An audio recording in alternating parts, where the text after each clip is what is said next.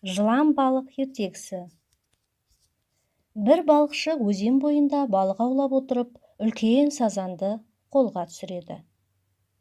Мұны көрген бай оған: "Сен менің жерімде балық аулап отырсың, ал мұнда балық аулауға тыйым салынады.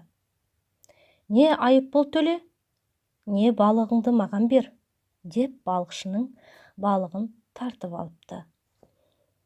Жылап отырған балықшыны алдаркөсе көріп қалады. Ол одан неге мұңайып отырғанын сұрағанда, балықшы байдың не істегенін айтып береді.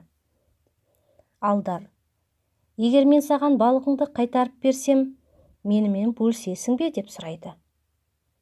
"Әрине бөлісемін", деп жауап береді балықшы. Алдар енді байды қуып жетпек болып, оның артынан жүреді. Бірде басқа адам болып киініп алып, байдың алдынан шығады.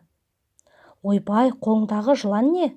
Таста мұны, ол сені жеп қояды, таста", деп байдың қолындағы балықты нұсқайды. "Ей, сенің басың істей ме? Мынау деген жылан емес, сазан ғой.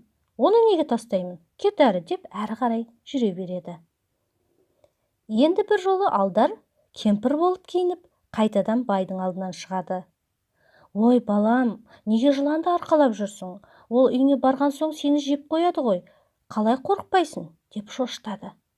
Мұны түсінбеген бай: "Мынау жылан емес, балық қой. Неге мен одан қорқуым керек?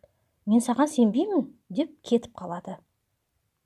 Әйтсе де екі адам қолындағы балықты жылан деп айтқанына қорқып, бай сәл ойланып қалып еді. Алдар үшінші рет қарт адам болып киініп байға қайта жолығады. Осы жолы бай өзі келіп сұрайды: "Қария, қараңызшы, менің қолымдағы балық па, жылан ба?"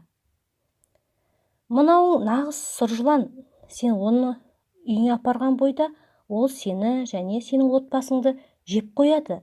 Осы балықты саған біреу әдейі берген ғой", дейді. Шошып кеткен бай: "Онда мен не істеуім керек?" деп сұрайды.